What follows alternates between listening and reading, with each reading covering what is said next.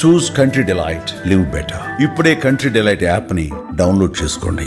వనపర్తికి సంబంధించి తైలం రమేష్ అనే ఒక వ్యక్తికి మాజీ మంత్రి సింగిరెడ్డి నిరంజన్ రెడ్డి గారంటే విపరీతమైనటువంటి అభిమానం. అందుకోసం ఆయన అంటే నిరంజన్ రెడ్డి గారి పచ్చబొట్టుని తన గుండెల మీద వేయించుకున్నాడు. ఆ విషయాలేమీ నిరంజన్ రెడ్డి గారికి తెలియదు. కానీ అనుకోకుండా 3 రోజుల క్రితం అతను చనిపోయాడు.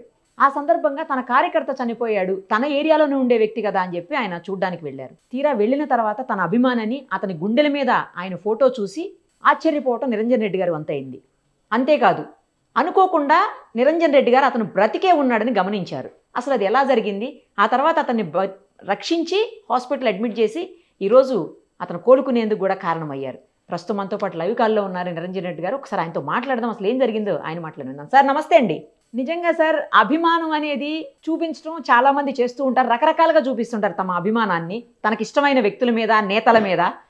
మీ మీద చూపించినటువంటి ఈ అభిమానం అనుకోకుండా అతని మరణం నుంచి బ్రతికించి అతనికి ఒక జీవితాన్ని రోజు ఇచ్చింది అంటే నిజంగా అది మీ వల్లే. అంటే హ్యాట్స్ ఆఫ్ సార్, చాలా గొప్ప విషయము, గొప్ప పని చేశారు మీరు.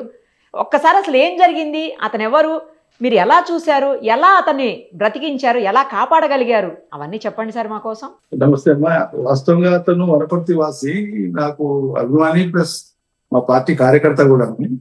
అయితే ఆయన అక్కడ హైదరాబాద్ లో నివాసం ఉంటాడు. అంటే మా పాలమూరు జిల్లా వాడు, మీకు కూడా తెలుసు కదా, చాలా మంది వ్యక్తిగతం కోసం పోయి అక్కడ స్థిరపడేటువంటి వాళ్ళు ఉంటారు. సో ఈయన అక్కడికి పోయి అక్కడ మౌలాలి, కుక్కట్పల్లి ఆ ఏరియాలో పని చేసుకుంటూ బ్రతికేవాడు. వాళ్ళు సిస్టర్ వాళ్ళు చెప్పినారు నాకు, మొన్న వచ్చినాడు సార్ అని. ఇది సండే నాడు జరిగిన ఘటన అయితే. అయితే ఆయన ఉండేది హైదరాబాద్. తైలం రమేష్ అంటే హైదరాబాద్ ఉండే తైలం రమేష్ గానే నాకు ఎరుక, నాకు అభిమాని, నా కార్యకర్త అంతా ఓకే. నాకు ఫ్రీక్వెంట్ గా మంత్లీ వన్స్ ఆర్ ట్వైస్ కలుస్తా ఉంటాడు హైదరాబాద్ లో కూడా. అయితే సండే రోజు జరిగింది ఏంటంటే, నాకు ఉదయం 10-11 గంటల మధ్యలో ఒక 2 ఫోన్ కాల్స్ వచ్చినాయి. పీర్లగుట్ట అనే ఒక ఏరియా ఉంటది మా టౌన్ లో, డిస్ట్రిక్ట్ హెడ్ క్వార్టర్ లో. అక్కడ డబుల్ బెడ్రూమ్స్ కాలనీ ఉంటది ఒకటి. అక్కడ నివాసం ఉండేటువంటి వాళ్ళలో ఒక ఆయన రమేష్ అనేటువంటి ఆయన, తైలం రమేష్ అనే పేరు, చనిపోయిండు. ఇక్కడ వాళ్ళ బంధువులు ఎవరు కనిపిస్తలేరు, ఎవరు పక్క వాళ్ళు వీళ్ళు సహకరిస్తున్నారు, మీరు ఒకసారి వచ్చి చూసుకోండి సార్ అని చెప్పినారు. నేను ఈ రమేష్ అనేటువంటిది నా మైండ్ లో లేదు. ఎందుకంటే ఈయన హైదరాబాద్ ఉంటాడు కాబట్టి ఇక్కడ ఇంకెవరైనా ఆ డబుల్ బెడ్రూమ్ ఏరియాలో ఇంకెవరైనా ఆ పేరు గల వాళ్ళు ఉంటారని నేను అనుకున్నాను. సో ముందు నేను పని ఒత్తిడి వల్ల మా పట్టణ నాయకులకు వాళ్ళకు మీరు వెళ్ళిపోయారండి, ఇట్లా సందర్శించరండి అని చెప్పినాను. మళ్ళీ నేను కార్యక్రమాల నుండి దాదాపు 2 గంటల సమయం అయింది. అప్పటికి ఆ లొకాలిటీలో ఉండేటువంటి ఒక మా పార్టీ కార్యకర్త వచ్చి, మీరు ఖచ్చితంగా రావాల్సిందే, మీరే సందర్శించాలి, మీరే ఆ కుటుంబానికి సానుభూతి చెప్పాలి, వాళ్ళు మీకోసమే ఆపినారు, అన్ని ఏర్పాట్లు చేసుకున్నారు దాన సంస్కారాలకి, మీకోసం ఆపినారు, మీరు రావాలి సార్ అని చెప్పి అతను కొంచెం కటుగానే అడిగినాడు. మీరు రాకపోతే ఎట్లా అన్నట్లుగా కొంచెం గట్టిగానే అడిగినాడు. సరే ఇంతగా ఇన్సిస్ట్ చేస్తున్నారు కదా అని చెప్పి నేను మళ్ళీ అలసిపోయి ఉన్నా సరే ఓపిక చేసుకొని వెళ్ళాను.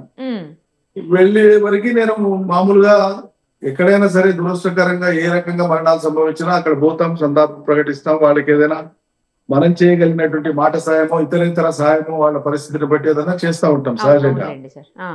సో నేను అక్కడికి వెళ్ళి శవానికి దండ వేయడానికి దండ తీసి అట్లా చూస్తే, ఈయన నా పార్టీ కార్యకర్త అయినటువంటి హైదరాబాద్ లో నివసించే తైలం రమేష్ గా నేను గుర్తించి, ఈయన ఇక్కడికి ఎందుకు వచ్చినాడు, ఎప్పుడు వచ్చినాడు, అసలు ఎట్లా జరిగింది, నేను ప్రశ్నల మీద ప్రశ్నలు వేస్తున్నా. షాక్ గురై వేస్తే వాళ్ళ పక్కల లేడీస్ ఎవరైతే ఉన్నారో వాళ్ళ కజిన్ వాళ్ళ సంబంధించినటువంటి వాళ్ళు, అతని కొడుకు పిల్లోడు 17-18 years పిల్లోడు కూడా ఉంటాడు.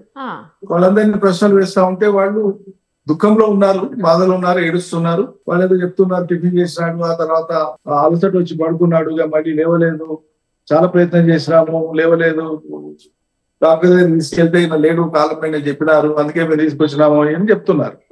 ఈ సంభాషణ జరిగేటువంటి ఆ 3-4 నిమిషాల లోపే నాతో పాటు వచ్చినటువంటి మా ఇంకో నాయకుడు మండల నరసింహ అని, శ్రీనివాసపురం పక్కలే ఉండే వనపర్తి మున్సిపాలిటీలోనే ఒక గ్రామం అది. అతను నాతో పాటు ఉన్నాడు. అతను తదేకంగా శవాన్ని చూసి ఆయన గమనించి, ఈ ఉదర భాగం అయితే పొట్ట భాగం ఉంటుందో పైన కదులుతా ఉంది. సో మనిషి ఊపిరి తీసుకుంటే ఎట్లయితే మనకు ఆ కదలిక కనిపిస్తుందో ఆ కదలిక ఉంది, కానీ తక్కువ మోతాదులో ఉంది. చాలా సూక్ష్మంగా పరిశీలిస్తే తప్ప అర్థం కాదు. సో అతను సూక్ష్మ పరిశీలన, సార్ మీరు ఒకసారి గమనించండి, కదులుతా ఉంది, పుట్ట కదులుతా ఉంది అంటే నేను చూస్తానంటే కదులుతా ఉంది నిజంగానే.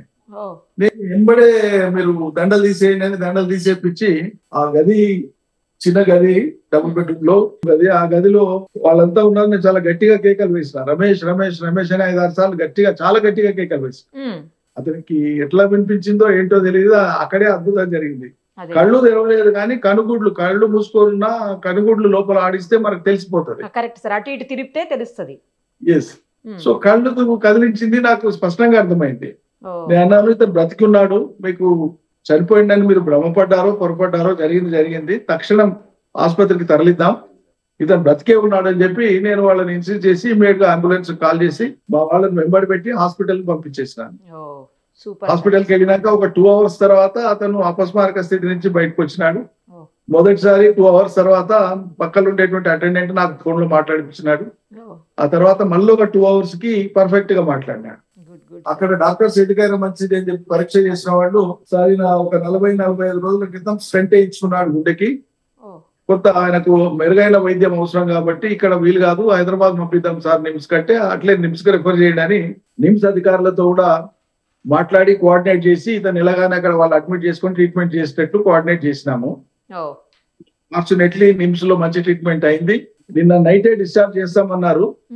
మళ్ళీ ఎందుకైనా మంచిది ఒక నైట్ పెట్టుకొని వాళ్ళు మార్నింగ్ డిశ్చార్జ్ చేస్తామన్నారు. ఇప్పుడు ఆయన డిశ్చార్జ్ కోసమే నేను వనపర్తి నుంచి బయలుదేరుతున్నాను. ఈ లోపల వచ్చింది. Super sir, really great. అసలు మీరు చూసేసరికి మానవ మాత్రుడిగా నా ప్రయత్నం చేసిన ఆయన అదృష్టవంతుడు, ఆయన చిరంజీవి అని చెప్పాలంటే. ఏమో సార్, మీరంటే అభిమానం కాబట్టి మీ మీద ఉన్నటువంటి ప్రేమతో మీ గొంతు వినేసరికి అతను ఏమన్నా మరి చాలా సార్లు అలా జరుగుతుంటాయి సార్, కొన్ని సంఘటనలు మనం అరుదుగా వింటుంటాం. కాదు సార్, మీరు చూసేసరికి అతన్ని చనిపోయాడు అని చెప్పి డిక్లేర్ చేసుకొని వాళ్ళు డిసైడ్ అయ్యి పడుకోబెట్టింది ఎంత అయింది సార్? అప్పటికి ఎన్ని గంటలకు ఎంత టైం అయి ఉండొచ్చు? నేను వెళ్ళేటప్పటికి అప్పటికి 2:30-3 గంటలు అయింది సుమారు. ఎందుకంటే వాళ్ళు 10 గంటల తర్వాత నాకు కాల్ చేసినారు.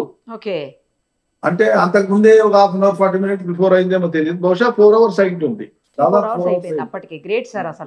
వెళ్ళేప్పటికి దాదాపు 4 hours అయి ఉంటుంది.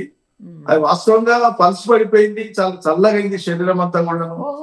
ఎవరు చూసినా మనిషి లేడనిపించేటువంటి పరిస్థితే కనిపిస్తుంది అక్కడ. పాపం వాళ్ళు కుటుంబ సభ్యులు వాళ్ళు కూడా నేను ఒకసారి బ్రతికే ఉన్నాడు మీరు అట్లెట్లా చేసినా కొంచెం గట్టిగా గమనించి కోపడితే వాళ్ళు పాపం గిల్టీగా ఫీల్ అవుతున్నారు. అయ్యో మేము మా అజాగ్రత్త వల్ల నిజంగానే నిరుప్రాణం పోతుండేమో అంత్యక్రియలకి వెళ్ళింటే కనుక అని చెప్పి వాళ్ళు షాక్ గురైనారు. సరే, మొత్తానికి సుఖాంతమైంది, అది చాలా సంతోషం. దీని నుంచి మనం నేర్చుకోవాల్సింది ఏంటంటే సహజ మరణమైనా సరే డాక్టర్స్ అక్కడ ఉండేటువంటి వాళ్ళు నైపుణ్యం ఉండేటువంటి వాళ్ళు డిక్లేర్ చేసేదాకా ఓపిక పట్టడం ఎప్పుడైనా మంచిది అనేటువంటిది నా అభిప్రాయం. ఏమో సార్, నాకైతే గుండెల మీద మీ రూపాన్ని ప్రతిరూపించుకున్నాడు కదా, అక్కడ ప్రతిష్ఠించుకున్నాడు కదా, మేబీ ఆ రూపమే ఆయన్ని కాపాడింది. ఆ రూపం ఎదురుగుండా వచ్చేసరికి దేవుడు మీ రూపంలో వచ్చి కాపాడినట్లు అయిందేమో అనిపించింది సార్ నాకైతే. మా సగటు మనుషులో మానవ మాత్రం మనకి శక్తి ఉన్న మేరకు, ఆలోచన మేరకు, ఆ టైంలో మనం విచక్షణ పనిచేసిన మేరకు పనిచేస్తాము. మిగతాదా అదృష్టంగా భావించాలి. అసలు గ్రేట్ సార్, రియల్లీ నాకైతే చాలా బాగా అనిపించింది. న్యూస్ చూసిన వెంటనే మీకు కాల్ చేసి మీతో మాట్లాడాలని కాల్ చేసినాము. మీరు కూడా వెంటనే స్పందించి లైవ్లోకి వచ్చారు. Thank you sir. అతని మీద మీరు చూపించే అభిమానం ఎప్పటికీ ఇలాగే ఉంచండి. అతను ఎప్పటికీ కూడా అలా హ్యాపీగా ఆరోగ్యంగా ఉండాలని ఉంటాడని ఆశిస్తున్నాం సార్ మేము కూడా. థ్యాంక్ యూ నిర్మల్ గారు. Thank you sir.